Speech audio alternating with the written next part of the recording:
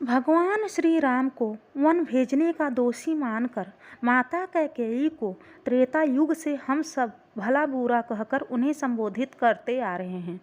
क्या वाकई में माता कैकेयी इतनी बुरी थी? आइए जानते हैं आज के इस वीडियो में।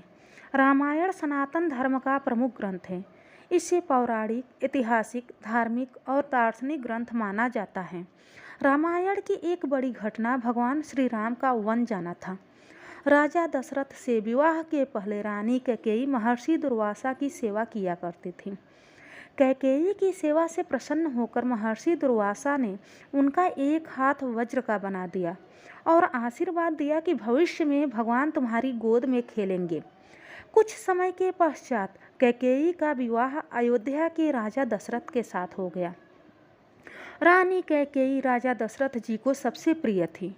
कैकेयी युद्ध कौशल में भी निपुण थी और हमेशा राजा दशरथ को युद्ध में सहयोग देने के लिए तत्पर रहती थी।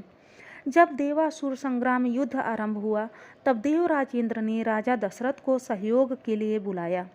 राजा दशरथ के साथ रानी कैकेयी भी महाराज की रक्षा के लिए सारथी बनकर उनके साथ गई। उस युद्ध में राजा दशरथ के रथ का धुरा टूट गया। कैकेयी ने रथ के धुरा में अपना हाथ डालकर रथ को टूटने से बचा लिया था। उन्होंने अपने युद्ध कौशल से राजा दशरथ के प्राणों की रक्षा की थी। उस समय कैकेयी से प्रभावित होकर दशरथ जी ने उनसे 2 वरदान मांगने को कहा था। रानी के पास उस समय मांगने के लिए कुछ भी नहीं था। अतः कैकेयी ने राजा से कहा, भविष्य में जब कभी भी आवश्यकता होगी तब वह उनसे कोई 2 वरदान मांग लेंगी। कैकेयी वास्तव में एक अत्यंत सुलझी हुई और व्यवहार कुशल रानी थी। इस संसार में किसी भी संतान को कोई अधिकार नहीं है कि वह अपने माता पिता को दोषी माने। जब भगवान राम अपनी माता कैकेयी को दोषी नहीं माने और उन्होंने माता कैकेयी को दोष मुक्त कर दिया तो दूसरे को कुछ बोलने का कोई प्रश्न ही नहीं उठता। और राम को प्यार करने वाली माता कैकेयी जैसी कोई दूसरी माता नहीं थी। संत कहते हैं एक दिन राम खेलते खेलते पीछे से आकर माता कैकेयी की आंख बंद करके बोले, माँ बोलो मैं कौन हूँ। माता कैकेयी ऐसा सोच भी नहीं सकती थी कि मेरा राम ऐसा करेगा। माता ने कहा, मुझे पता है तुम लक्ष्मण हो। राम बोले, नहीं माँ, मैं तो राम हूँ। राम बोले, माँ आज तो मुझसे हार गई, मैं जीत गया। कैकेयी राम को गोद में लेते हुए बोली, आज मेरा राम जीत गया और मैं हार गई, मैं आज बहुत खुश हूँ। माँ कैकेयी बहुत खुश होकर बोली, बताओ राम तुम्हें क्या चाहिए, आज जो तुम मांगोगे मैं तुम्हें वहीं दूंगी। राम बोले, सच माँ, मैं जो मांगूंगा वह तुम दोगी ना? हाँ राम, आज तुम मेरा प्राण भी मांगोगे तो मैं तुम्हें प्राण भी दे दूंगी।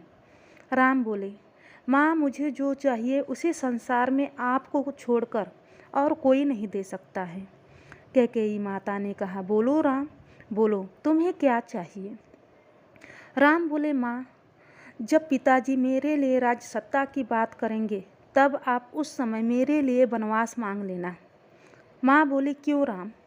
बोले, माँ आपका राम जिस काम के लिए धरती पर आया है यदि वह वन नहीं जाएगा तो आपके राम का काम पूरा नहीं होगा।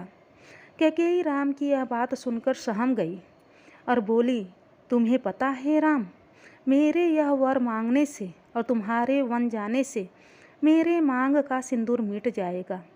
मेरा बेटा भरत मुझे माँ कहना छोड़ देगा। दुनिया वाले मुझे क्या क्या कहेंगे ये तुम जानते हो।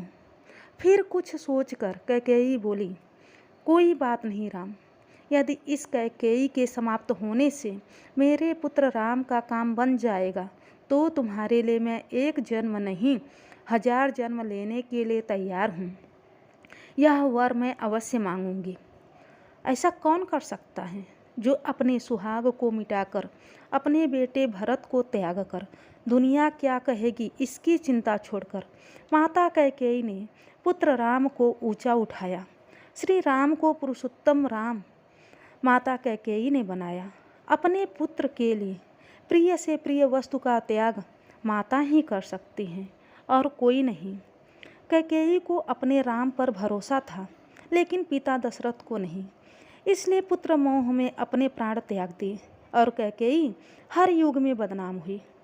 कैकेयी के बारे में संत सराहना भी करते हैं कि उन्होंने अपने आप को कलंकित करके राम को वनवासी बनाया। यदि राम वन नहीं जाते तो राम के यशस्वी आचरण के चरण अयोध्या से रामेश्वरम तक कैसे पहुँचते।